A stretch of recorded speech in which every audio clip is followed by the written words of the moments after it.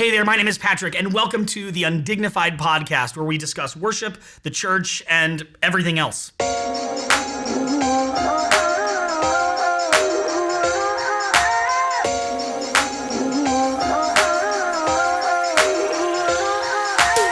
Today I have the pleasure of speaking with my friend Rafael Lara, and everybody just calls Rafael Macho. Now, Macho has been my friend, a New Yorker, a pastor, a worship pastor, a church planter, and an IT professional here in the city for many, many years. And his story sheds so much light on the things we discuss so often here at the Undignified podcast. But I don't normally do this. I want to give a quick disclaimer. Macho and I work together under the same church network as worship pastors for many years. And Macho's a person of color, and I am not.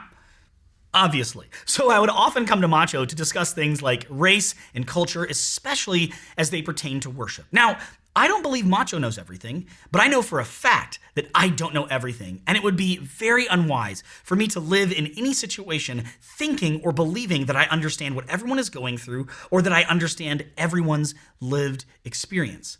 So Macho and I would have discussions about race and culture, and I think that those discussions are important because, you see, worship pastors, worship leaders, we are meant to help our churches practice heaven. And if you think heaven looks like a bunch of people that look just like you, you're wrong. Heaven is going to be filled with all nationalities, all tribes, all tongues, all languages. So for us to take time to actually try to understand the culture and the other races and the other people and the other lived experiences around us is important. Now, I understand that whenever we begin to talk about race, we can bristle up a little bit. We can become uncomfortable. And guys, me too.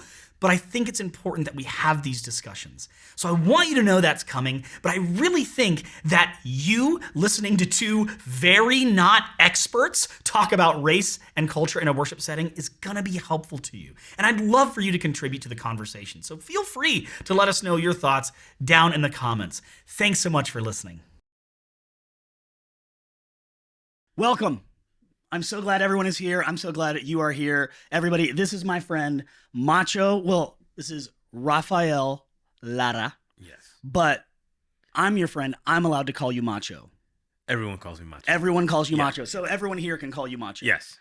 It's a treat to have you. Are you doing okay? How's everything going? I'm doing well. I'm doing good. So there's so much I want to talk to you about when it comes to like worship and the church, but first, give everybody here's what you're doing right now, where you guys are living, how's your family, like just what's life like for you right now? 60-second version? Sure. Well, yeah, because if you ask my wife, she'll agree that I'm a long-winded person. Everyone would agree that you're an amazing person, but also I'm long-winded is good. Yeah, we can both, we got the gift of gab. That's okay. Yes. The Lord gives us the words, and we just use them over and over. So living in Sunnyside, Queens since July of 2021. Sorry, I forget what year we in. I'm terrible at that. In April, we will have been in the city for 9 years. Yeah. In April. Brooklyn to start. We moved to Brooklyn. That's actually when I met you, because we were part of TGC. And I am living in Queens. My wife, she works for Young Life. We have two kids that are currently 12. That's my daughter, Eliana, and my son is 10. Yeah. They're going to be taller than I am. I'm Same, dude. My son's 10 and he's 5'5". Oh. He is 5'5". That's not short for a 10-year-old. It's not short. It's nice. So, I mean, in terms of what we're doing right now, I'm bivocational. During the day, I'm a technology instructor for an organization called Year Up, and we are planting a church out of our home called The Table NYC. Well, okay, let's start there because the bivocational thing is really interesting to me because I think that there is this dream for church planters, which you are a church planter, and I'm sure we'll talk about some of that as well, where you eventually get some big gig, you're working at a church full time, you have a salary, you have benefits. None of these things are bad. But there's also, I think, been this I don't know what to call it, like an Shift? shift. Yeah, where a lot, that's great. Where a lot of pastors are realizing, I actually That's want what happens, by the way. We finish each other's phrases. sandwiches. That's what I was gonna say. Close Sorry. enough. All right. Actually we are eating later, so it may happen. And who knows? Anyway, so we have all these this trend, this shift where it's becoming more common to be in that bivocational place, but that's not where you started. Correct. Yeah, and you came out of kind of and I think it was Pittsburgh. I mean, there's a long. Yeah, back up. Like, circle. so you Yeah. used to be a part of a larger church, kind of, for lack of a better term, rising in the ranks. What was that like? So I mean, going back to my teens, I grew up as a pastor's kid. Yeah. So that's the Same. first thing. So it's like the family business, so to speak. I always felt like this is what I'm gonna do. I've never known life outside of church and outside of being involved in church ministry. Yeah. So in my early 20s, after I had worked a regular 9-to-5 job, I went back to college because in my mind, I know I'm called to the pastor. I know I'm called to ministry. I don't know exactly how that's going to look. So I'm just going to go get a degree because that's what makes sense. Yeah. Go to a college degree, go get a college degree. That's where I met my wife. And out of college, the first opportunity that we had, we were both on staff full time at a pretty sizable church in Pittsburgh, which Pittsburgh, I'll still tell my wife, I love Pittsburgh. I would go back to Pittsburgh. Go Steelers. Go Steelers. Palo Die Malo. hard. That's all I got. Palo. That's what I said. No, you said oh. Okay. Okay. All right. We could work on that. Okay, we'll get there. All right. But yeah, we worked at that church for a little under 3 years. Made some really, like, literally lifelong friendships there and ministry connections. And from there, came back to Nyack College. My wife worked at Nyack. I did some graduate studies. And I was kind of lay ministry with some churches there. And we were there for about 3.5 years, and then did a few different stints. But throughout that time, my mindset was working my way toward a full-time ministry. Yeah. job. Like that's a thing, and it's the church career trajectory. Yeah. And as you said earlier, it's not that there's anything bad with it. No. But I think that particularly 2020 and post 2020 and the shifts that happened in the church kind of revealed how unsustainable financially that is for a good portion of churches, and how maybe even opened eyes and paved ways for different kind of ministry contexts or different kind of ministry designs that in pre-2020, everybody was pursuing full-time ministry, the benefits and stuff, office, all that kind of stuff. And even me, when I came into the city, like that's what I was pursuing. Yeah. Even as recent as 2017, when this whole church planting, I don't want to say idea. I want to say when it became evident to my wife and I that our entire lives had been orienting toward this, my initial thing was, okay, well, what do we have to do to situate and orient ourselves so that at year 3, if you're looking at church plant metrics, you got to get to being self-sustainable at year 3, and that means you can support a full-time pastor, maybe a full-time administrator, children's ministry, worship, all that kind of stuff. Building. Well, rental. Rent. Which paying rent here is probably more expensive than buying a building somewhere else. Yes. But I think that has shifted, and a lot of people have become increasingly comfortable with just imagining ministry looking different. So yes, I agree. So back up a little bit, because you're at this church, lifelong friendships, but you came to the city. How did that come about? Because we've known each other a really long time.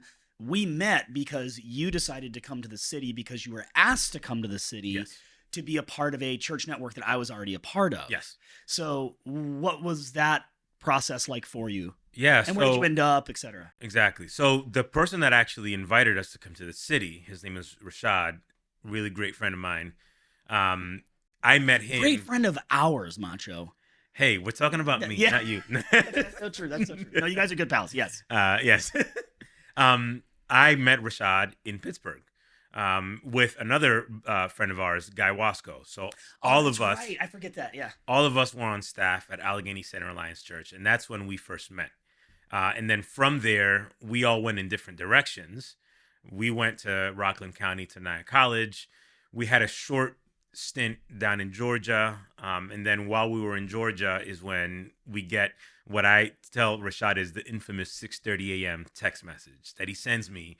And it simply said, what if you guys are supposed to be in Crown Heights? Now, Translation: please come help me in Crown. well, no. It wasn't even that. You know, Rashad is someone that I've come to really respect in terms of his discernment and his willingness to ask the right questions. And it was literally that was the text message. Yeah. And I kind of got spiritually annoyed because we were literally, I got spiritually annoyed because we were in Georgia, like thinking that like I'm gonna buy a house down there. Like we had that. You're on a trajectory. We were on a trajectory. Yeah. Like things. While we hadn't been there for a long time, we had really high hopes and expectations for that season. And then I see this text message, and it's one of those things that I saw my whole discernment process, and I literally saw us living in Brooklyn within 30 seconds of seeing that text message. I saw it all play out. The weird thing is, before we'd gone to Georgia, I literally said to my wife, I will never raise my kids in the city. We had never lived in a city. And I said to my wife, yep, I will never raise my kids in a city. Isn't that funny? Plot twist, never tell God never. Yeah, never say never. Never say never to God, because he's going to be like, or Justin Bieber. Oh, really? Okay. Yeah. And so that's how we ended up in Brooklyn. Yeah. We had known what he was doing, but it had never crossed my mind at all. That was not even on the table for us to even remotely come into the city to do anything, because I was adamantly against it. Our first phone call was I was in Georgia. Yes. When we talked on the phone, and it was about equipment. It was about equipment, and you were like, "Man," I was like, "Oh, we got some really good stuff that we're doing and all that." But anyway, you get to the city. You're such an outgoing personality. You really, yeah, man. I don't know about that. You start making friends. You know, you kind of come into the church we were a part of had a bunch of different locations. Mm-hmm. I think at that time, was I already in Queens? Yes. Yes, you were in Queens. Okay, so I was already in Queens, and at one of our church's locations there. You go to Crown Heights. As detailed as you want to get, like, what was that journey like? I am going to get some water. Product placement. Yeah, dude, product placement, because Wellspring Church, baby. You know? Not sponsored. Not affiliated. I like how the first half, it's not there, and then all of a sudden it's going to be like, boo. Yeah, we just took a water break because I basically got some sort of disease. I like that water. Yeah, thank you. This brown water that is filtered through beans. The question I was asking you is, or I had already asked you, is like, you're obviously not in Crown Heights. You're not in Brooklyn anymore. Mm-hmm. You can be as detailed or as vague as you want. Not that you need to be, but what was that journey like? You said you were never going to be in the city. You come to the city. You're now starting a church. That's a part of like somewhat of an established network, mm-hmm. but still you're starting something brand new. What was that like? It was amazing. Yeah. That's not to say it wasn't hard. Oh, sure. There was a lot of stuff. Hey, my marriage is amazing, but nobody's going to say marriage is easy, you know? Exactly. Yeah, so. Yeah. I mean, mine's is. No. Yeah. No. Well, when you're married to Macho, I mean, it's just you know, smooth sailing, you know? My wife might not necessarily agree. Yeah, she's not here though. She's not here. We can say whatever we want. It's great. Yeah, it's great. I love my marriage, and my marriage is great. So it was a really great season for us. But as I mentioned, it definitely came with challenges, and most of the challenges is just internal stuff. I'll introduce like one story that happened, and it was shortly after we had gone to Crown Heights. We're walking down the street, my wife and I, with our two kids. Mm-hmm. One of us was holding our daughter, and the other was pushing our son on a stroller. My daughter was not even 3. Yeah. And my son was like a year and change. Yeah. 3:30 in the afternoon, and we walk up to an intersection. and we see cops putting bullet casings, like right on the intersection. And we came to find out that like literally no more than 5 minutes, 5 to 10 minutes maybe, before we had walked through there, somebody had walked in the opposite direction, shooting at someone, just broad daylight. And the sheer thought of us being Yeah. in that line and my kids being there, I was faced with the reality that I I couldn't keep my kids safe the Yeah. way that I, as a dad, as a parent, Yeah. and bringing them into a neighborhood. There's a difference between you live in the financial district or you Yeah. live in certain other neighborhoods. So there's that disparity, coupled with just the reality that I couldn't shield my, and it was a big struggle, to come to grips with with the realization, and it came via a question that I felt God asking me. I felt God ask me, "Do you trust me to take care of your kids better than you can take care of your kids?" Dude. And what I realized was, like, if I'm honest, I haven't been trusting you to take care of my kids better than I can. I'm like, I got this. And that question played out in our finances. Like when I came here, my wife didn't have a full-time job. I wasn't full-time in the church. So we came on a part-time salary for a family of four living in Brooklyn, and somehow God's Excel formulas are like amazing. He's great at Google Sheets. He is great Yeah. at Google Sheets. Yeah. We've had generosity demonstrated to us in ways that I'm not sure we'd ever seen before. We've had groceries show up in our door during that season. We learned what the family of God like felt like, what being community, like not just I'm gonna go to a church on Sunday and I'm gonna sing a few songs, listen to a good sermon, and then I'm gonna go home and go about my job. Like we were ingrained with that community. So that's what our memories of that were. And for a few years that's what it was like. And then I know that like 2017, TGC kind of went its separate ways. It kind of Changed, shifted, disbanded. Everyone became independent. And shortly after that, Rashad left, and someone else came in to pastor that community, and we remained there through September of 2019. As that community changed and moved locations, like we were a part of that until we kind of stepped out and started church planting when we were in Brooklyn. It had to be hard because that journey ended. Just the Brooklyn. Yeah, I'm coming to help start a church in Brooklyn. Mm-hmm. That stopped. Yeah, and that had to be really tough because both of us being church planners for so long, you see that happen all the time. Yeah. People show up and they give it their all, and then something changes. And you did you at any point? I know you had to, because I have as well. At any point, did you think to yourself like, "What am I even doing here?" Like I came here for this, and now I'm not doing it anymore. It's time for me to move on. Like, was that a hard process? Yeah. I think that came for me early 2017. Part of there were changes that like structural changes that we made in preparation of all of the churches kind of becoming independent. And one of those changes for us was that we went from a staffed worship structure to a volunteer-led worship structure, which meant that my role kind of shifted and I just became a volunteer, and I didn't really oversee things. So that was kind of challenging for me to navigate through, because I had come to the city to help start that kind of church community. But one of the questions, and again, Rashad was very instrumental in helping me navigate that, because I asked the questions. I'm like, is God calling me to go somewhere else? Is this God making a shift? Or we're gonna go to Jersey or Michigan or Timbuktu, wherever? And the question that I have asked myself again in other in other moments is, am I released from here yet? Yeah. And when I asked that question, I felt very clearly that we weren't released from the city, Yeah.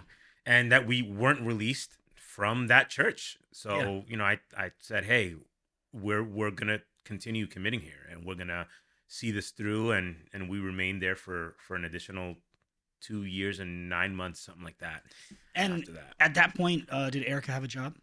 yeah, Erica's been working with Young Life. I think she is in her 7th year now. And at what point so when you became essentially a volunteer, were you like, all right, time to like go out, get something in the marketplace, find a full-time gig somewhere? Yeah, so because I came in as a like part-time person, I actually started working in IT about 8 months after we moved to the city. Yeah. I worked as a help desk technician. That was my first IT job, January of 2015. Have you tried turning it off and on again? Was something you've like said every single Restart. day? Yeah, just restart. Just Hit the power button. just yeah. You know. Don't write your passwords on a post-it. Yeah, note. don't put your yeah. Oh, man. ABC 123 is a great song, but it's a horrible password. Says you. So eventually you get a job. You get a job full time while you were already in a part time role, and so then when you became more of when you became a volunteer, you just continued in that role for a while. But then you're no longer in Brooklyn. You now decide I'm going to come to Queens, Sunnyside specifically, and then you guys start thinking, is it time to? Are we here to start our own church? That didn't come immediately. So there's like a few of the contexts that happen. I've been doing worship like all of my life, basically. Yeah, you're a great worship leader. Macho is a great worship leader. Every camera needs to hear it.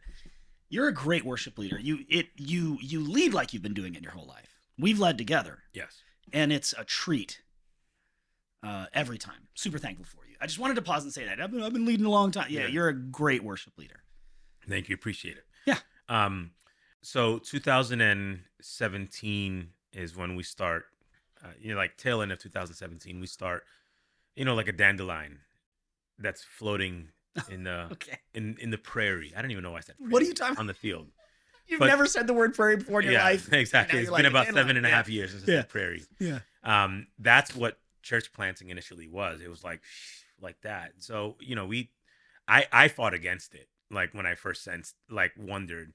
And then a few months later, when my wife and I came together, we realized that it's something that we had both been kind of pondering and sensing. So we started like a season of kind of discerning. And in 2018 is when we really started pursuing preparation toward that. And I would say the tail end of 2019 was when we started the work, like the groundwork of trying to build a home church community when we were in Brooklyn.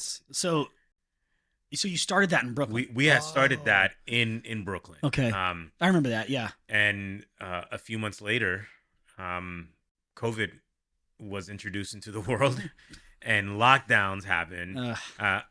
It was great for home churches. Just great for home. It was not so great because I'm gonna say it's not that it was a game, but the decision that anyone would wrestle with went from, do I go to a big church? Do I go to a small church? Do I go to a home church? It shifted to, who's gonna do online digital church better? Yeah. That's not a game that we wanted to play.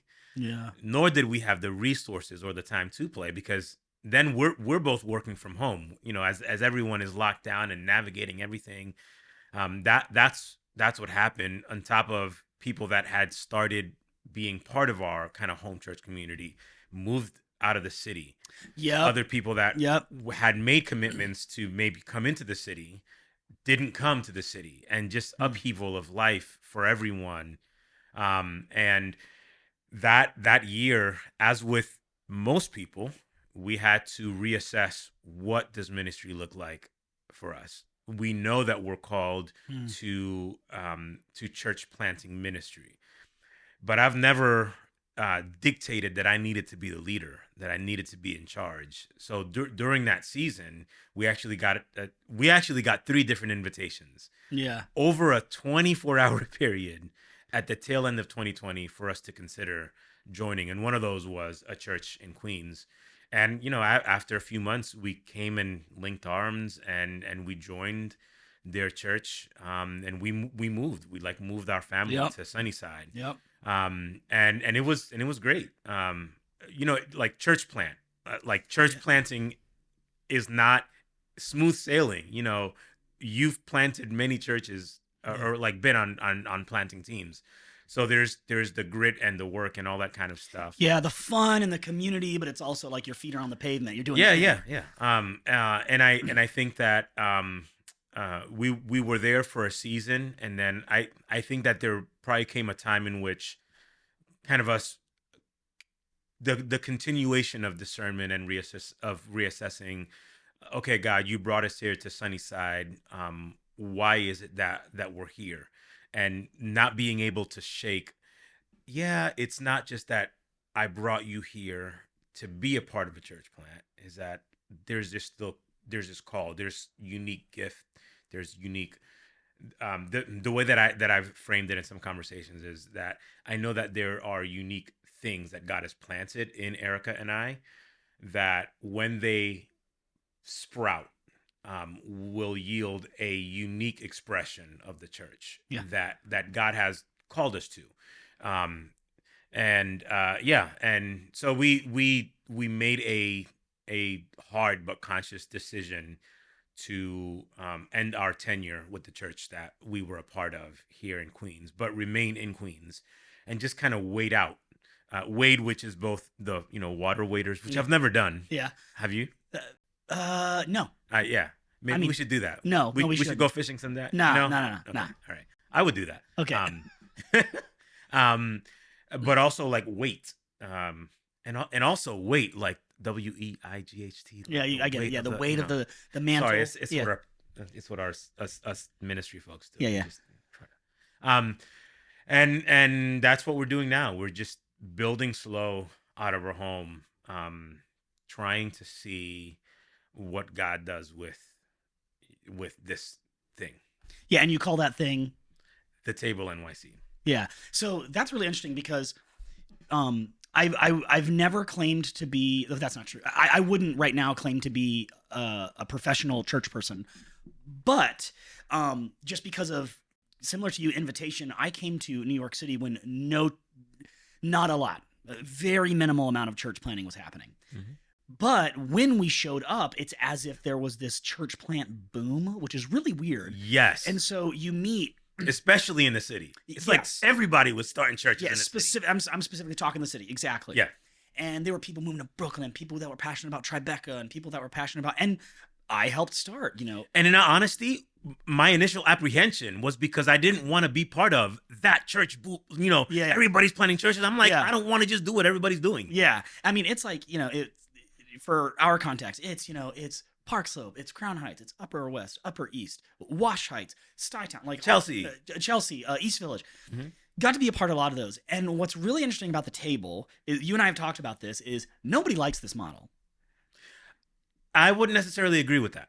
At that time. Oh, no one liked that because or maybe everybody just automatically leaned to the what we call church in a box.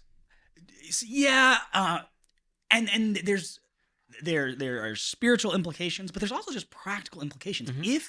If you cannot create a self-sustaining community, you already talked about the 3-year thing, funding, etc. I mean, something like the Table, I think, is so close to the way of Jesus. Not that other things aren't. I'm sorry that I'm explaining this for you, but you get people in your home. You create intentional community. You gather around a table. You have a meal. You play games, and you encourage one another. You share scripture. You may worship. You may do these things. But there's zero hype. There's no stage. There's no band. And that's what I mean by when someone looks at that model, that is a growth expert. Their immediate, if they're being encouraging, they'll look at you and say, "This will grow slow." But you are based on the conversations we've had, that's like an intentional choice. Yes. For We know, and it's weird because there are both good things to growing slow, Sure. but I know that comes with challenges because I would love to have a consistent community that is just tracking with us. There's, I'm gonna pull up this study that Glenn Packiam. Undignified Worship Podcast, sponsored by Glenn Packiam. Just kidding. So let me see.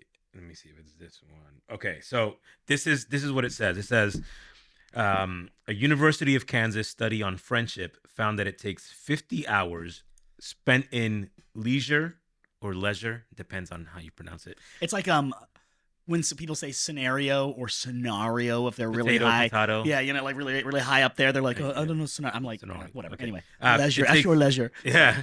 I don't say leisure. I say yes, leisure. same. Because it sounds like leisure. Like I'm not a bookkeeper. I'm just not a huge nerd. Yeah. So I just say leisure like a regular person. Sorry, continue. In other words, you're humble, so you say leisure. I'm hugely humble. I'm massively humble.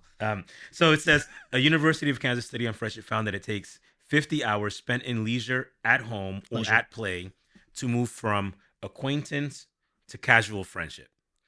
And it takes more than 200 hours to be close friends, right? And I saw that he shared that about two and a half weeks ago, and it really struck me, and it connected like very deeply to what we're trying to do with the table, because like yes, we have a vision of what we see this community being in 5 years, but what we do to move in that direction as our mission is we cultivate spaces where strangers become friends and friends become family. Oh, right? Man. So when I saw that, I'm like, this is the low, slow work, right? Again, I am not anti traditional church that you and I mean, modern church. I'm a worship leader. You and I have led worship. I like 1,000, 2,000 people. I love hearing people, but I also love someone telling me something really deep about their life, because we've been cultivating relationship in our living room, and that's stuff that it's the long game. And I was having a conversation last night with my wife, because this Sunday, I don't know when this is going to release, but me this either. is being recorded before the Super Bowl. Yeah. So we're hosting a watch party. Oh, sure. And someone had reached out to me that is gonna come to the watch party. And this is not a person that is frequently. I don't even think that this person. I think this person has only been in our apartment once. Yeah. But it's someone that I will reach out to on a somewhat consistent basis. Yeah, they're on the list. Yeah, and I'm like, hey, I just want to praying for you. Hope you're doing well. And I said to my wife, I'm like, I think that is a byproduct of the consistency of the long game of building friendship and building relationship. That the end goal is not to get them to sign a membership agreement and start giving. That we're called to simply, John Perkins, it's another quote that I really love. He says, and I'm paraphrasing, but it's closely says, he said, people don't need your used clothes. They need the family of God in the neighborhood. And just experiencing what it looks like to be the family of God, to be friend to them, to demonstrate, Jesus, John 1:14, Message version, he put on flesh and skin and moved into the neighborhood, meaning that it was palpable, that it was tangible, that it wasn't just singing and receiving, which is good. That is part of discipleship. Yeah, sure. But we are intentionally trying to start on this side, on the margin side, knowing that it's not going to be flashy, knowing that it's not going to go as fast, but trusting and believing that there are some people in Sunnyside.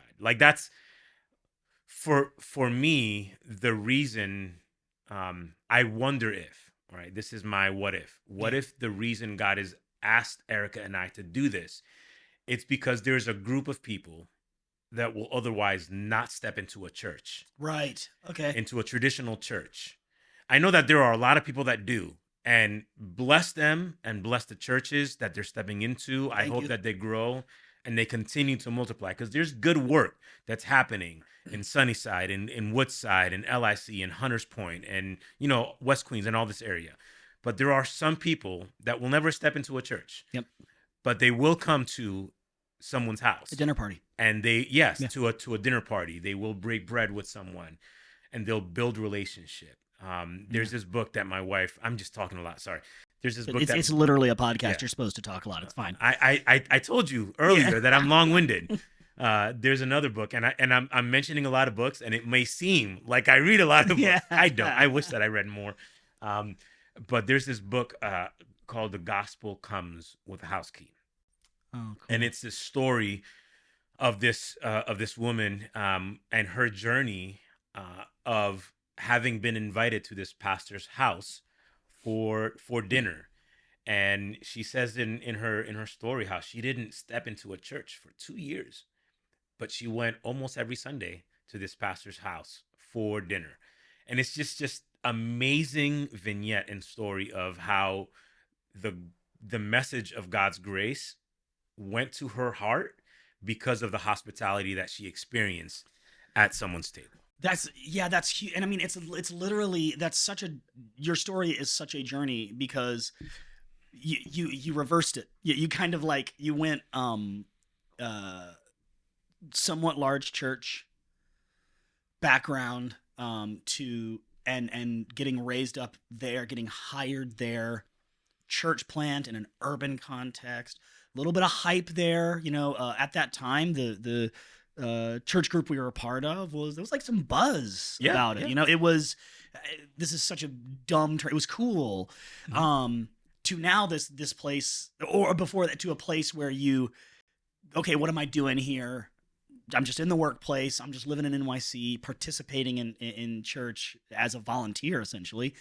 And then saying, okay, I'm going to join up with another church in another context in NYC again, to not a building, not a huge budget, no real fundraising. No budget. Yeah, zero budget. No building.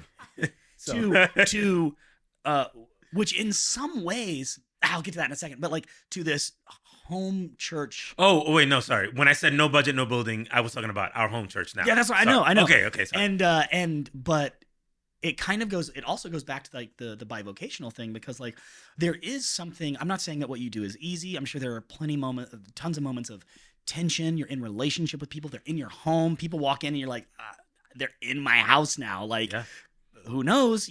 This could get weird. This could get dangerous. This could get fill in the blank. But this could get awesome. Whatever. But there also is like this moment of you're concerned with the heart stuff, with the spirit stuff, with the relational stuff. You're not concerned with the staff meeting, the budget spreadsheet, the staffing, the planning center. All of that has been replaced with all this relational stuff, which is also, I know, can also carry a lot of tension. That's just amazing. So like through that whole story, there's so much. I want to ask you a question. Like, looking at that story, mm-hmm. Let's call it like 3 seasons, or 3 chapters. Chapter 1, big church. Chapter 2, or chapter 1, big church / pursuing full-time church. Sure. Chapter 2, church planting in an urban context. Mm-hmm. Kind of a cool, like, I'm wanted here. And chapter 3 is like where you're at. So mm-hmm. We're not going to talk to chapter 3, but chapter 1 and 2.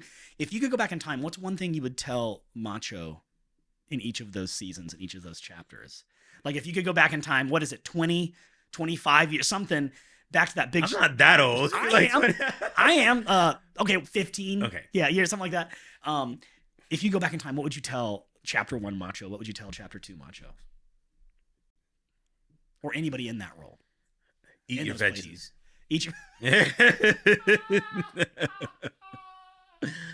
Hey man, you're gonna lose your hair. It's cool. You're gonna meet a guy named Patrick. You're gonna meet a friend named Patrick. You're in the same boat. It's cool. You guys are gonna support each other. No. Just embrace the bald.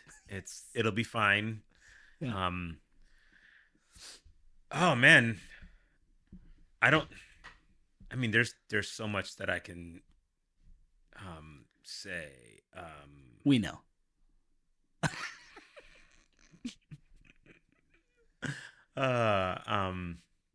I'll go. You think. Okay.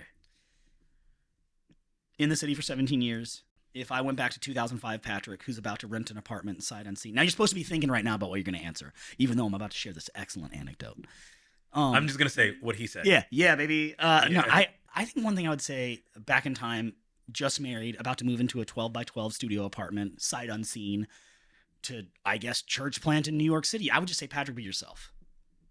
I know that's so simple, but I spent so much time, and I know that there's like, oh my, I'm so tired of this word, contextualization. I know there's like so much about church planting where we need to be in that moment and speak to people that we've, whoever comes, we've been given the opportunity to lead those people, to love those people, to whatever. But I would say, Patrick, just be yourself. That's always the winner move. That's always not as in like, you're the winner, you're the boss, but like, that's always the better move. Yeah. Be yourself and be humble. Just be yourself and be humble. I think that for me, what I'd probably remind in chapter 1 and chapter 2 of myself is when it comes to like my journey, right? When it comes to thinking about my journey, like if I'm back then and I'm telling myself as I'm going to think about my journey, I would say, own what you know, accept what you don't know, or like own the parts of your journey that you'll know and that you'll be able to control. Be okay with the fact that you're not gonna know everything. This is not always gonna be comfortable. Yeah. This is gonna hurt at times. But if you continue to trust and like step out in faith, you're gonna see God show up in ways that you would have never expected. That's really good. My pastor, Seth, your friend, Seth, at times your pastor as well, who knows, whatever, always says that quote, faith is spelled R-I-S-K. Mm-hmm. I think there's something to that. Having worked with a guy, like I've heard him say it about 1,000 times, but every once in a while he says it, and I'm like, yeah, I got to remember that. That's good. The journey's going to be hard. What was the first thing you said? Like, own what you know or what you can control. Like own it. There's things that you're going to be responsible for. Yeah. Show up to work, right? Yeah. Like do the diligent stuff of that God's placed in your care to do. Yeah. But there's going to be stuff that's going to be out of your control. Yeah. And there's going to be high moments. There's going to be some crappy moments. Yeah. But if you trust God, yeah. There's a Bible passage found in Proverbs. Yeah. Maybe around chapter 3. Somewhere in there. San Cases. Yeah. One thing I've really respected about you over the years is through that whole process, I would say, I know I asked you this question and I'm going to give a second answer as well.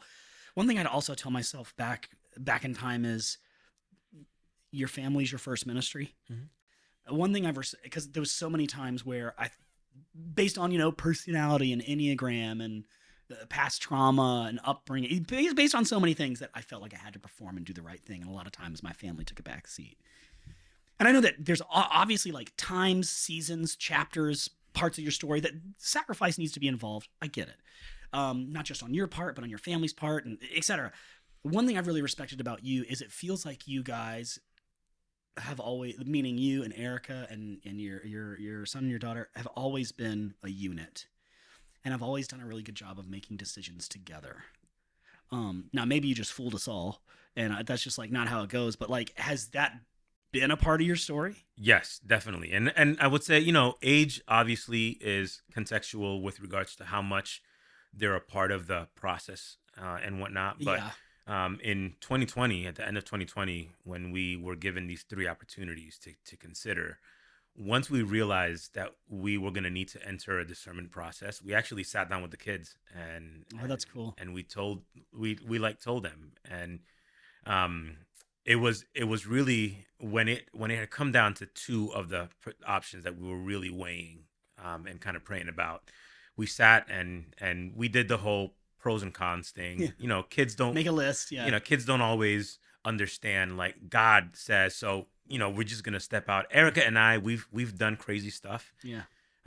But we kind of tried our best to allow them to kind of dream what it could look like. And then when it became clear that we were going to be coming to Queens, they were a part of, you know, the decision of what it's going to look like. We came around, drove around a little bit. Yeah. So yeah, that was definitely part of that. To process like these big decisions with family, especially kids, it's interesting. And when they actually gain some perspective, some world life experience, some, you know, whatever, it's interesting. So I've always respected how you as a family unit make a lot of those decisions. And I personally, I was like, in my mind, I was just thinking you and Erica, but like you brought it to the fact that like it's also the kids as well. That's really cool. I mean, it's not always, you know. Sure. Like, you're not like, hey, what shirt should daddy wear today? I don't care. I'm wearing what I want. But like, but some of those things like moving and stuff, you've got to include them. I think that's so cool. Yeah. I mean, we did that again, just a month and a half ago. I mean, we've wanted to get a dog. Oh. And we've been Are you gearing getting a up dog? for it. We can't, because our landlord came back to us and said, You dodged a bullet, Macho. well, no, we've wanted to get a dog for a while, and I think that the kids are ready. All right. But our landlord came back to us about a month ago and told us that we're not going to be able to get a dog in our apartment. So we had a family meeting, and we brought it to the kids as a family and said, like, look, I know we want to get a dog. If we stay in this apartment, though, we're not going to be able to get a dog this year. Yeah. We can likely stay in this apartment for another year, which means we have to delay the dog thing for at least another year. Classic dog delay situation. And you know, we talk pros and cons, and I know that our kids were really set on it. Sure. And it was really interesting. You know, to my daughter, I pick her up from after school, and the day after, I picked her up and we're walking home, and she says to me, "You know what, Papi? I was thinking about it. I think it's better if we just wait for another year. I think we should stay in this apartment for another." That's and so interesting. Just hearing her like come to that conclusion, it wasn't just my wife and I saying we're staying in this apartment for another year. We like it here, you know. You know, and you know, it is a comfortable apartment. You know, we enjoy where we live. It's been a huge blessing for the ministry that we're kind of doing and building community. And but it is something that the kids had to kind of grieve that inability to get a dog right now. Because like we wanted to get a dog and the box, Merry Christmas. Yeah, the whole thing. The whole Hallmark commercial, you know. Yeah. Unfortunately, yes. That's what we're gonna do. Spanish Hallmark. Spanish Hallmark. I was about to say, what would that look like? But I'm like, nah. I'm gonna get in trouble. So when you look, I want to ask you. I want to talk a little bit about worship and some culture stuff. So it is actually very apropos that I just said Spanish Hallmark. That was unintended. Yeah. Yes, we're doing it, man. We're doing it. Boom. So over the years, like this is so practical, but I think this is a good question for you. Like, so over the years, having all this ministry experience, this is, you know, a churchy but we lean heavy into worship podcast. You're hiring a worship pastor today. You've been a worship pastor. You've led in all sorts of contexts. You've led on a live stream. You've led with me at my church. You've led for thousands of people. You've done like conferences and events and things like that. But you're a lead pastor today, and you're hiring a worship pastor, a worship leader. What are you looking for? Yeah. So first, contextually, with what we're doing, I probably wouldn't hire a worship person. Meaning the table. You wouldn't. Yeah. Because it's. But also, you would probably just lead. Let's be honest. We could talk about that either later or another episode if you invite me back at all. Okay. I mean, we'll see. So far, you're doing great. We'll see. What would you look for? Like, if you were hired, if you were just like a pastor at your average church, like, So what I come in, you know, you've got the money to get somebody. Like, what would you look for? Like, Yeah, so there's a few things that kind of come to mind with that question. I mentioned earlier that I've been leading worship for a long time. Yeah. And I think so on the skill set side, right? There's just a a natural there is a natural potential that if you work at something Yeah. and if you are able to increase the skills that come with that, then you could become increasingly proficient at it. So obviously that part, look for that. Don't get someone that is tone deaf to lead worship because it's probably not what they're gifted in. Yeah. Whether it's an instrumentalist or not, that's contextual. That Yeah. there are places that will have their whole entire music team, music band, and they won't need an instrumentalist. But those are kind of nuanced questions that I think depend on the context that you're in. But I think for me, what I look at is like the phrase that comes to mind is like the it factor, right? And it's hard to define. So there are some things that I would put in the bucket of that. Like when you're leading worship, I like what Paul Balash did. You love here. Paul. Yeah. Yeah, we got to hang with him that one time. That was we had a worship leader breakfast. That you were there for that. I don't know if I was at the breakfast. Yeah, you were. I'm pretty sure, or an event or something, where all of us worship leaders that were in this like network together, we had breakfast with Paul Balash. I don't think that I was at the breakfast though. I was able to connect with him at a different. Anyway, you love Paul Balash, but he put out this training material for worship leaders, and back in the day it was on DVD. I had all the DVDs. This is like 20 years ago. Yep. And one of the things that he led, the sessions was called Creating Flow, right? How to create flow. And he talked about this stream. And I think that's the analogy that he utilized, like the stream. And one of the things that is paramount, I think, in the midst of leading a corporate time of worship through music, right? Because that's a worship leader is leading the corporate expression of worship through song and music in the midst of a context. And it's more than simply standing up and being the lead singer for a song. Yeah. That's not a worship leader. A worship leader is someone that is going to flow that corporate worship moment along. And there are some skill sets that come along with that. So Paul Balash would talk about transitions a lot. And as it was amazing. And if you haven't seen this, I think they're all on YouTube now and they're updated. Yeah. But he would talk about rehearsing your transitions, right? Yeah. But not rehearsing in the side of manufacturing, rehearsing on the side of preparing yourself. Yeah. Like preparing your heart, seeing where you're going to go and where the Spirit might kind of lead you. Yep. And those are some of the things that I think for me come along with like the it factor, because it's not just someone that's going to be the lead vocalist that could sing really, really good. It's someone that is not crafting, but guiding the worship set, guiding the worship moment in a way that is almost shepherding what the Holy Spirit wants to do in that moment. Yeah, listening, reacting, moving. Yeah. I've led worship here a few times, and I'll reach out to Pastor Seth or Pastor Olivia, and I'm like, what are you speaking on? Like, what is the Spirit like speaking to you? What are you sensing? What's the direction that you're going? So that there is, if at all possible, like a seamless flow with what God wants to do that day. Now, Holy Spirit can show up at any point in time, and there's just something that's heavy that kind of happens.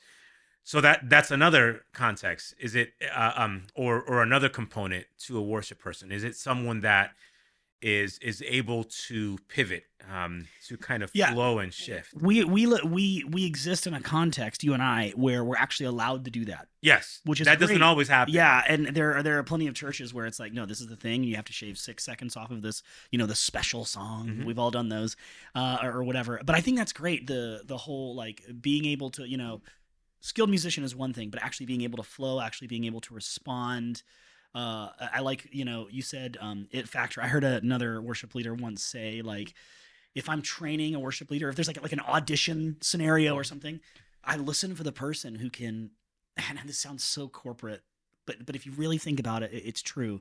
I listen for the person that can kind of own the room. Mhm. As opposed to, I can sing a song well. They can actually, like you're saying, lead in that moment. Like, Yeah. a man or a woman who can actually pastor an entire group of people. Yeah. That's great. Anything else you'd add? Yeah. Like, Well, I mean, like it's funny. You said own the room, and as I mentioned, I'm a tech instructor. Yeah. When you look at APES, apostle, preacher, evangelist, shepherd, teacher, um, the teaching part is high for me. I've always loved teaching. Yeah, you're a good teacher. Yeah, I- I've seen you teach. I've seen like some Instagram clips, some YouTube. Sorry, Bro, I said apostle, preacher, apostle, prophet, evangelist, shepherd, teacher. So dude, you almost got raked over the coals on that. yeah, Yeah, you almost got in trouble. People went on the unsubscribe. comment line, Yeah, and then in the comments, Oh, he missed prophet. He said shepherd and exactly. Yeah. You said the wrong one. Sorry. So that kind of comes out in my actual day job, right? Yeah. And it's gifting, it's skill. Yeah. So one of the feedbacks that one of my students gave me at the end of the section, I got a Post-it note, and I don't even know who it was. It was just like an anonymous thing. Said, I really appreciate the way that you command the room. Because I'll walk in there and there's a lesson, there's a goal. So what is the goal that you have for that moment? Yeah. You're commanding the space, not in the sense that I'm owning this, it's my show and all that kind of stuff when you're leading worship. Yeah. But what you said, like owning the space in the sense that this is my responsibility. This is the mantle that's been placed on my shoulders. Yes. And I'm gonna steward what's been given to me for this moment, for this time, because I don't want to detract or distract from what God wants to use this moment for. So I want to listen well to what the Spirit is doing. I want to prepare my heart well. I want to shepherd well. I want to be in the moment well, and then just do what you're called to do. Yeah. So one of my biggest, I love that you're saying this, because one of my biggest passions, this is, I love discipling worship leaders. I love training worship leaders. I pray for a worship leading roster at my church that does not look like me and does not lead like me. Now, but when I'm training someone, you start with me, do what I do first, just because I work here. But eventually, I want you to become you, Macho, or you, Bob, or you, Sandy, whatever, Sandy Patty, that is. I want you to become your own leader. So, lead with me. Watch what I do. Okay, now you're going to do it with me. Now you're going to do it, and I'm going to watch. And then eventually I'm going to step away. Because one thing I found was when I was leading worship and I was always on the stage, and I would say, sing, whenever there was a moment of what do we do now, the entire band goes and looks at me. Yeah. When you're off the stage, and actually tell my worship leaders, when you lead, I want you to find a moment. This is such a strange requirement. I want you to find a moment to do something prophetic. Now, when we say the word prophetic, a lot of people get like, oh, so you need them to like speak in tongues and go crazy. And no. Prophecy is designed to encourage the body. Mm-hmm.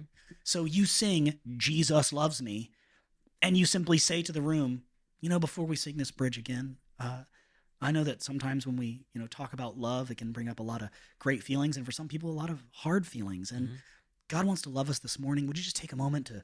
This is all off the cuff, by the way. Yeah. Write this down. This is good. This is right. I want us all to take a moment, and if you feel okay with this, and if you don't, that's fine. Just to, in your own heart, just say, God, thank you for your love, and I love you back. Just like a moment where I want you to sing the songs well, but I also want you to step out and do something. You know what I'm saying? I think those moments are incredibly important, and it kind of speaks back to that own the room. Yes, you can lead the song well. We're not here for a show. We're actually here to see what God wants to do. The other thing now I'm on a tangent, I'm sorry, but like when that happens, so many people don't speak out as worship leaders because they're like, well, that's just my feeling. I want to be all about what God wants, not about what I want. I'm like, who are you to say that the Holy Spirit's not giving you that feeling to share with the room, etc.? Yeah. So owning the room, I think that's huge. I think, looking for that person who can actually lead, to continue the analogy, lead through that stream and flow through. It's super important. What I'll say is you do that well. We do that well. You do that well. Thanks, man. Because I could walk into Wellspring on any given Sunday and I actually don't know who's going to lead worship. Yeah. Because you have developed a team of capable worship leaders. And that's not to take away from their gift and their skill and stuff. Of course not. But I think that it takes someone with the vision to have a team approach where you are not just using people to come in and sing along and have a team, but you're like empowering and then releasing, and then you're like, all right, do it. I'm going to sit in the back. You know what else it is though? So I've been doing this a long time. You've been doing this a long time. I've been given a leash. And a lot of times I'll tell worship leaders that are in other churches, like, if you're wanting to grow in diversity, in having other worship leaders, in singing songs freely off the cuff, it's important to have a conversation with your leadership, your pastor, to be like, please let me do this. Because a lot of times we don't feel like we have that permission, or we've been explicitly told we don't have that permission. Mm-hmm. That's a tough place to be. Anyway, I think all of that's important. I wanted to talk, thank you for sharing like a few thoughts on worship leading, because you're one of my favorite worship leaders, and I love you to pieces. And I think you clearly have a gift for that. And I wanted to also take some time to talk about something just a little bit more sensitive, because I'm looking at your shirt. Love thy neighbor, thy immigrant neighbor, black neighbor, atheist, Muslim, etc. We've been talking about, I've mentioned several times the past couple of years, COVID. What a strange time to lead, to be in the church, live stream, all that crazy stuff. Also a crazy time for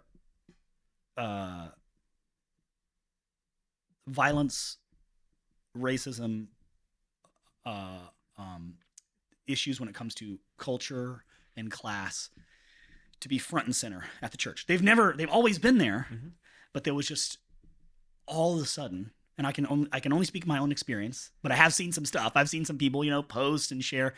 But for me, there was a moment where all of that stuff kind of went, wow, like I've been pretty ignorant for a very long time. I reached out to you. Mm-hmm. And I'm a relational guy. So in times like that where I'm like, I don't know what to do, I reach out to the people that might. And I made a commitment after George Floyd was murdered. Our church, Wellspring, went through a course online with our people, whoever wanted to sign up, called Race, Class, and the Kingdom of God.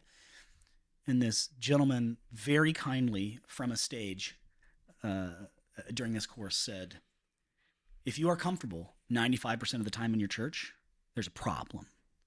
Because that means there's a whole groups of people who are probably dealing with the uncomfort of being in your comfortability, and you have no recollection of them. And I went, well, I'm comfortable 100%. 100% of the time. I got a problem. And he was simply talking about the fact that we're not all one person. We don't all have one background. We don't all have one culture. Mm-hmm. We all come from different places, especially in a church like in New York City. Mm-hmm. So I began reaching out to friends and acquaintances that did not look like me, that were in a similar position as me, worship leaders, pastors, etc. And I had a conversation with you where I essentially said, Macho, we're friends, and I've seen you get carted out in front of a majority white church to be like, look, we're doing it right. Kind of like, check it out. He's going to sing in Spanish for 2 choruses. We did it. Thanks, Macho. Bye. Exit stage left. Yeah, exit stage left. It was stage right. I remember it clearly. And I actually don't know what you're talking about, but we could talk about it later. Even in that moment, even when I've seen that happen, or even been a part of some of those scenarios, I've gone, man, something's a little off here. I am not a professional at this stuff. I'm not an expert at this stuff, but I'm trying to grow. And I reach out to you, and we begin that conversation. And you started talking to me about what it's like to be a person of color in majority white spaces in the church.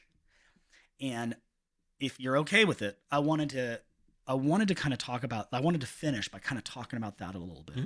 Because I know that's been part of your story.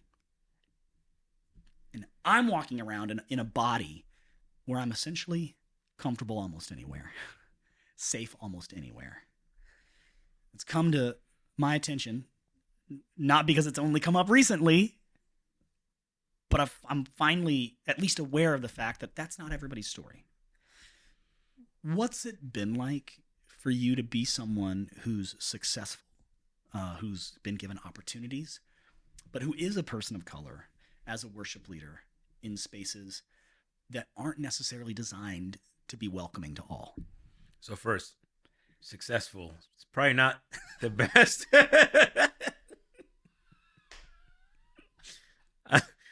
I think we might need a redefinition of success. Okay. All right. What I say is God has been faithful. That there we go. All right. His promises are yes and amen. Yes and amen. Yeah, he never fails. He never fails. Waymaker. Sorry. Yeah. It's so the interesting thing is, I think that my experience in this, I am nowhere near an expert in issues of race relations, and it's I wouldn't even say that it's something that I see as my main like what God is called or invited me to lead in that space. There are other people that are definitely more prominent in that space. I think that as a Hispanic male, as a brown Hispanic male, I think that there are even more privileges, if I could say that word, that I've been given than some of my Black brothers and sisters have. And so I preface anything that I say in that context, because even though I'm not white, I do think that I have walked around with a certain level of privileges that not all of my counterparts have had the benefit of walking in. Okay. That being said, yeah, I have experienced the tokenism. I have experienced the realities, whether overt realities or underlying nuances of being in white majority spaces that are led by white majority, that are decided by white majority, that are controlled by white majority, wherein, and this is talking purely worship person, right? I have had this conversation with my wife at times where I'm like, I'm good enough to come and sing for you, but I'm not gifted or skilled or qualified enough to be at the table to be a voice when decisions that shape this community are actually happening.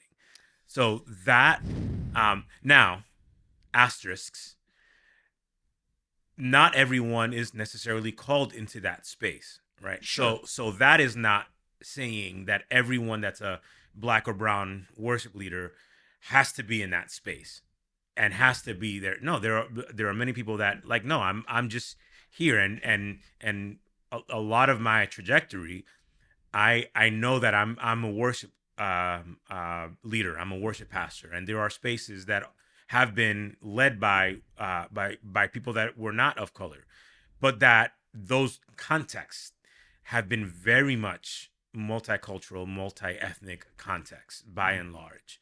And I would say that for the most part, my experience, even at times that have been led and pastored by white majority culture, have not been negative experiences. Sure. But that being said, I think that it's more the flip side of the table, pun intended. It's the other side of the table. When that happens, I'm gonna give you a logo. So you go ding. Exactly. Is the other side of the table. Ding. Nailed it. Nailed it. Point at the same time. Say it. The other side of the table. Anyway, I don't know where I was going. I'm with you. what you said about empowerment is the exact same conversation we had on the phone years ago. And I said, did you take notes? Because I didn't remember exactly. yes. Oh, okay. Actually, I wonder if I actually have the notes. Hold on. Let me just see if I have them, because this would be dope if I actually had them. Yeah. And here's, you said, you asked me, what are ways you can empower people of color in the decision-making process? Oh, wow. It is good to see that my thoughts have been consistent And throughout. You said, this is good. Is everyone listening? Okay. This situation, race, class, culture, the kingdom of God, this situation needs the Lorax. Unless someone cares, these trees will not get planted. Mm. You just move yourself. Exactly. In reality, though, that stuck with me because the question I asked you on the phone years ago is I said, I gave a huge preamble like I did a few minutes ago because it's uncomfortable. It's uncomfortable to be the leader of this conversation, but then say like, all right, we're going to talk about race. You know, you feel like you have to give like 1,000 caveats. So even in that phone conversation, I don't know if you remember. And just so you know, it's not uncomfortable for me. Sure. Because, you know, so there's a certain part of that. Like, yes, I acknowledge your uncomfortability with that. Yeah. But I would say, and you could edit this out, don't ever feel like you need to preamble. You're proving the point, or quantify. Okay. Yeah. Because remember earlier, it's like if you're comfortable 95% of the time, you're doing it wrong. Yeah. And here I am experiencing uncomfort. It's like Talladega Nights. What do I do with my hands? What do I do with my hands? Yeah. So that's a great movie. So I gave this. Baby. Yeah. Mountain Dew. The question, you know, when I gave my huge preamble on the phone years ago, I basically said to you, here's what I'm doing. Tell me what I'm doing wrong. What am I missing? I've always prayed and I've always wanted people who don't look like me on stage. And I want them to lead songs. And it wasn't even a retort. You said, that's great. That's great. Representation is important. Where are you actually empowering them? And I said, explain. You said, in that conversation, are you actually asking them to make choices? Are there Black, brown, Asian American voices in the culture of your worship team? Mm-hmm. So I took that and I went to my friend Dedani, who's an amazing worship leader, Suevas. And wait, hold up. Correct me if I'm wrong. Wasn't part of that interaction, if I'm remembering, because now it's coming back, where you were talking about you singing a Spanish verse or something? Dude. And which, side note, do you remember that? Do I remember singing in Spanish? No, do you remember that conversation that you and I had? Ish, yeah. Do you remember anything that I would have said? Oh, no. Yes, I'm trying to remember. What do you think I said? I think you said something like, you said some sort of like, listen, it was like something about like the actual quality of me doing it versus. I probably wouldn't have said quality. Not equality, quality. No, quality. Okay. But okay, so there are some times in which, it's the tension of wanting to do something because you want to bring in a different experience and a different ethnicity and a different et cetera. On this side, wanting to do it in a way that your skill set can actually do. Okay. You know, so I've played with some musicians that I would never have do salsa or merengue because that's not, and I'm not gonna force it just because I want to check the checkbox of multicultural. We did it. We did it. We solved it. Spanish Heritage Month. We did a pseudo merengue song, or we did a on Black History Month. You know, so now that's not to say that should be an out. Oh well, we can't do it, so we never got to do it. And no, like lean into it, work harder, and work hard and develop. Or where I think you were kind of leaning into with the Dedani or Amanda or the team of musicians, shake up the makeup. Oh, look at that. Dang. Shake up Shake up the makeup graphic.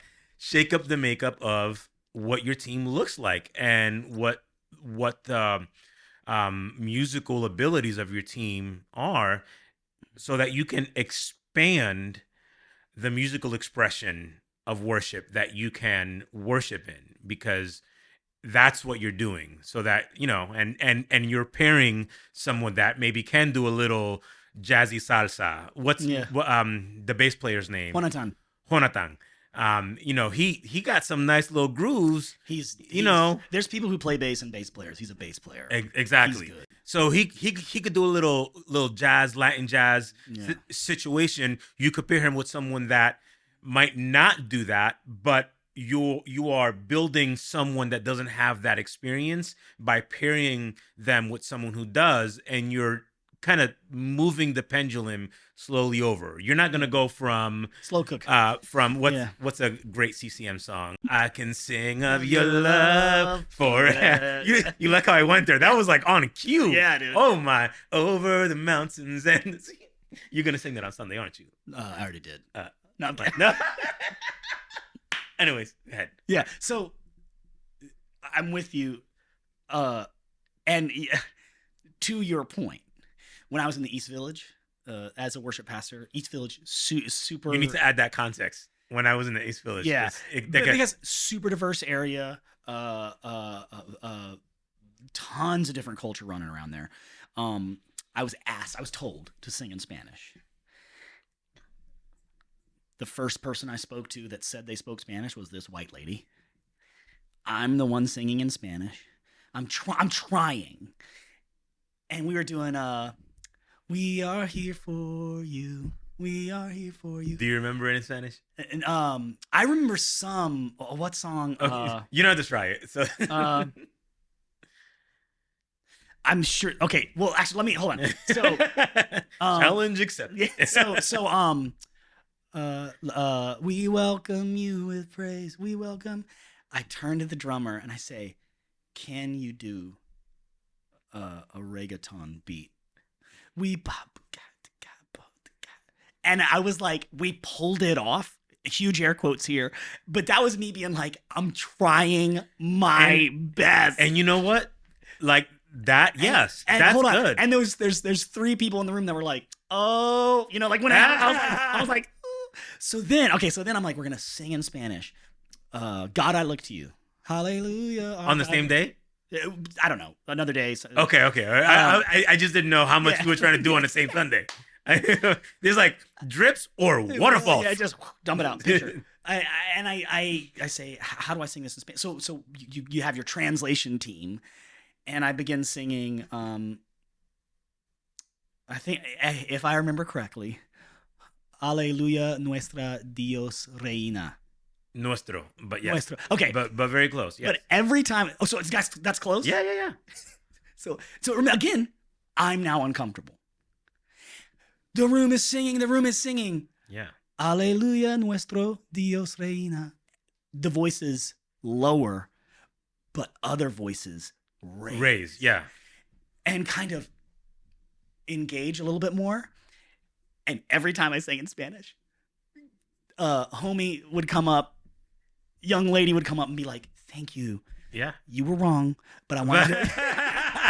And they're like, "Thank you. Thank you. That was blasphemous. Yeah. But thank you." Thank you. Yes. I can't repeat publicly what you said, but we'll get it right next time. But the thing that I took away from our conversation, because I walked away, that was years before. I walked away going, I did it. I'm the best. Racism has been ended. It has been abolished. Yeah. It's done. Yeah. And now years later, I'm watching people of color get murdered, Asian hate, all this stuff rise up. I begin having these phone calls. And the thing you told me is like, it's great. It's fine you did that. Where's the empowerment? So I walk away, again, to use my friend D. D, you're on the podcast, over and over. I walk up to her and I said, this is an uncomfortable conversation for me. I don't want it to be uncomfortable for you. I need help. Because one thing you told me, I'm sorry, I keep coming back, is you said, Tokenism isn't the goal, but you got to start somewhere. That's another thing you said. Yeah, it's an unfortunate byproduct, Yeah. and not everyone is gonna feel comfortable being the token, Exactly. and not everyone is gonna feel willing to be the token, but like there has to be the first person. Yeah. If all you have is a white church with white worship team members, who's gonna be the first one? Someone got to break through, right? Someone has to be the first person. Yeah. So I said to her something along the lines, and my friend Amanda, I said, ladies, we need help with this. We're struggling. We're not giving enough attention to the culture around us, people, different races, different even class of people like who are in different places in their life, struggling, succeeding, etc. Classism is a whole nother thing. But I said, I never want you to feel like the brown girl, quote unquote. I think I said that exact quote. I said, but I need your help. Will you please walk with me? Will you walk with me in that? Like, will you? And I said, I want to hear what you have to say. So the next time she led, I think we were still remote at that point. We were doing live stream stuff. I said, I would like you to sing a song. I would like you to do it in another language, but I want you to pick it. And of course, she comes back at me with some song that we've never done. Mm-hmm. We've got to learn it. We've got to get out of our comfort zone a little bit. Now we're used to learning songs, of course, but I know it's so small and it doesn't solve everything, but it was a moment where I'm leading the team, but she's steering the ship and saying, yeah, this really speaks to me. And I think that and we're singing in a different language, and you feel the room, you feel the live stream, you feel the whatever, certain voices rise and certain voices lower. And it's like, this is how large groups of people feel all the time. You've just never existed in that world, Patrick, or other majority white church. Mm-hmm. And again, I just want to say over and over again, I am by no means an expert in this. We haven't figured it out, but it's been so interesting to walk with you through this. You've been like this conversation. I mean, I have the notes right here. So helpful. Send me a copy. So. Oh yeah. I want to see what I said a few years ago. I mean, it's only a few notes. I mean, you mentioned, you said, tokenism has to happen. Somebody's got to step forward at first, but it's not the goal. You talked about Brian Lorett's Right Color, Wrong Culture. Great book. He has another book. I don't remember the name of it, but yeah. Yeah. You said that's the book that opened me up in that season. Yeah. You said about tokenism, you said, uncomfortable comes, and this is a paraphrase of your words, when the token person has a ceiling. Meaning they're out there, but they're only allowed to go this far. And then you exit stage left. Yeah. You did your 2 choruses. That's not empowerment. So then you said you talked about casting vision. And then you said, what are some ways, you asked yourself, how can you empower people of color in decision-making processes? And then you said the Lorax thing, which just bears repeating. This situation needs the Lorax. Unless someone cares, the trees will not get planted. That's so good, dude. Yeah. I mean, it's a process, right? It's not hard it isn't hard, but it has to be intentional, right? It can be complex, but it's not complicated. You know what I mean? Sure. I don't know. I was just trying to give you another new nugget for the 2023 version of this conversation. You're like, I got to outdo my last note. So that 3 years from now, you're like, you said something really deep. Oh, you said it's complicated, but doesn't have to be complex. Wow. Or no, it's complex, but it doesn't have to be complicated. I just think that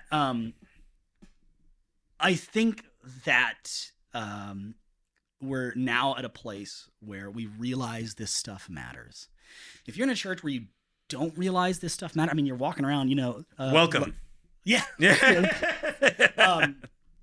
If you're in a place, one beautiful thing that happened with us recently is, we spent some money on some translation equipment because we had some refugees. Yeah, that came in from Venezuela. Yeah, amazing. I mean, it's so interesting, and they come to our church not speaking English, and just sit there because they want to be a part of the community. They feel welcome. They feel loved. And there's a few obviously Spanish speakers in our community that are bilingual. But Jonatan's wife, Tanya, sits at the back and translates for them.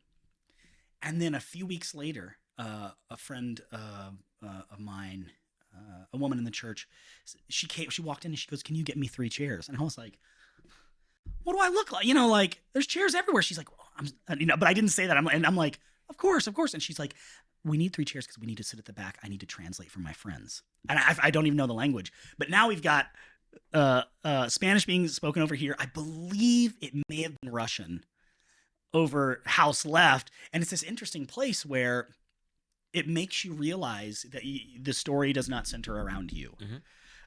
Which, if I could be so bold, as a white male walking around in America, very often I think the story exists around me and it's my story. And it just isn't. So it's an interesting conversation for worship leaders, because obviously heaven, which we have been staffed and hired and put in place to practice, heaven is not going to look like a bunch of me people. It's going to look like a bunch of everybody people.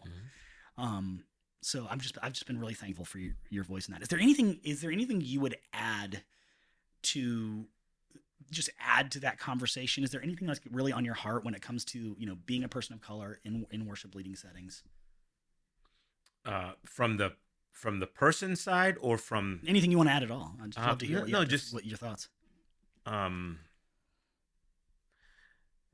As I said earlier, I could probably say a lot, Yeah. but no, it would really depend on what there's several thoughts, several directions. So I probably won't add anything. Can I ask a question then?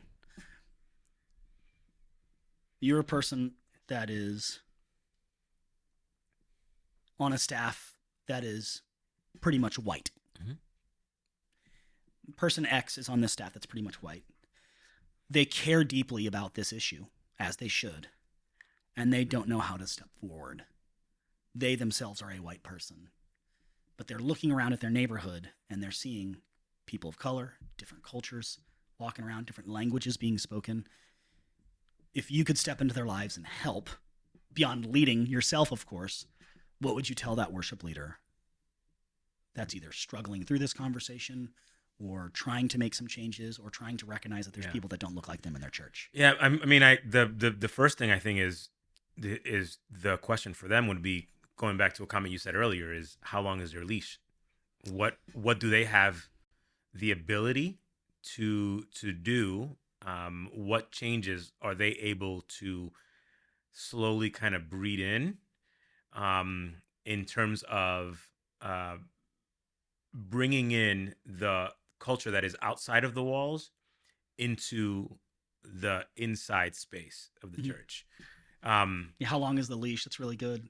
Because there are probably larger questions that worship leader is not at the table to decide with regards to going outside of the walls as a church community. There are probably other people that would need to be involved in a larger conversation. But what is it that worship leader is responsible for? And it might be that there's a worship pastor, and the worship pastor, and then there's a worship leader, and it's just the worship set. That's all they have the ability to do. So then whatever you have the ability to breed some of that into, you just start there. And you start. Now, it's probably not going to shift hearts just because you did a reggaeton beat on I don't know, chorus, man. On a bridge of a song. Yeah. So it's not to say that it's going to be easy. Finding other people that share the same heart, that have the same questions, have the same curiosities, might be good. But yeah, I think that it starts on what are they responsible for, and what is the leash that they have. So like whatever you've been given responsibility over, don't overcorrect, but use what you have been given responsibility over to slowly make change if possible. And it might not even be make change, but it might be introduce maybe awareness. Yes. Oh, that's really good. To bring awareness, because we talked about empowerment and stuff. Some people might not have the empowerment necessary to make changes, but you could bring awareness. You can raise voice, and there are different ways that you can bring awareness to that.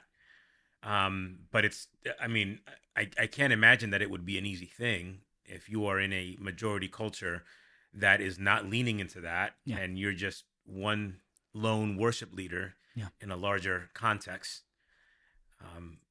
But to bring passage, fight the good fight, finish the race. No. So, I guess my only other question is, now on the other side of that table, 1, 2, 3, ding. What if you're someone who is a person of color? What if you were that, Macho? What if you were what if I was a brown person, like I don't know, maybe a Dominican, Puerto Rican person. Who knows? Maybe. What if you were a person of color in a context where you are feeling that growth isn't happening, only tokenism is happening, and you're being that person who's asked to kind of dance in and sing that Portuguese, bridge, and then pop out, and everybody goes, "We did it!" What would you say? What would you say to that person as an encouragement, as direction? Yeah, I mean, maybe both and encouragement and direction, because my presumption is that at some point in time you're going to wrestle with, am I even supposed to be here? Yeah. Right. So going back to the question that my good friend Rashad, our good friend, Rashad, our good friend, if that's where you're at, that you're questioning going somewhere else, and this is a good question for anyone that's in any season that they're thinking about going somewhere else. Just pause and ask, has the Lord released me from this place right now? That's not to say that it's easy, because like there have been times where I've asked that, or I've shared that question on to another colleague or a friend that's been going through a challenging time, and say, you need to wrestle with Jesus with this and ask if you're released from where you're at right now. Because if it's a situation that has outgrown the season that is intended for it, like maybe you were just planted there for a season, and maybe it is time, maybe you are released. Don't just go because you're uncomfortable, but if you've processed and you've discerned and it's time to make a shift, then do so. But if you're not released, then you need to continue the hard work of bringing awareness, but also finding safe spaces that you can have as an outlet. Because for someone of color, some spaces might feel like hostile environments at its worst, but at best, even some spaces might just feel uncomfortable or unsafe, or places where people might not feel that they can be their most authentic self. Yeah. And if you're not released from that space, from that community, from that church, and that's your story, then remain there, anchor down, but make sure you have safe spaces with people that you can share and collaborate with and share ideas, and go into therapy. You and I have talked about counseling and therapy, which do that. I'm actually best decision in my life. I actually I have a guy who has literally written a book on mental health, who's been in ministry most of his life, scheduled to do another podcast episode. I'm so excited to talk to him about ministry and mental health and burnout and rest. Yeah, finding safe space. That's so good, man. Well, are you ready for this sick transition? You've been a massive safe space in my life. I'm so thankful for you. Nailed it. Yeah, just pulled it in there. We're on the stream, bro. We're flowing. We're Paul Balashing it. No, you've been not only a good friend, but like a super safe space for me in my life, and I'm so thankful for you. I'm so thankful for this conversation where we're able to talk about all these things, like we're able to talk about race, and we're able to talk about culture, and we're able to talk about music, and we're talking about discipling and church planting, home church, large church planting in an urban context. It's your story is incredible, and I think more people need to hear it. But speaking of your story, before we get out of here, where can people hear more about the table? I know where can they follow you? I know you're active on Instagram. Where can people keep up with you? For the table, it's thetablenyc.church is the website. That is also the Instagram handle, thetablenyc.church. And for me, it's Macho Lara _NYC On Instagram? On Instagram. I'm easy to find. If you Google search me, Macho Lara, you'll find me. I'm on Facebook. Just Macho Lara. There are not many Macho Laras. We probably have mutual friends. Maybe. That's awesome, man. Thanks so much for coming. This was an awesome conversation. I can't wait to do it again. All right. Thanks. I appreciate it. Let's go eat. Thank you so much for joining us. Links to everything you need can be found in the description. And as always, if you need to get a hold of us, you can shoot us an email at theundignifiedworship@gmail.com or follow us on Instagram @thisisundignifiedworship. We'll see you next time.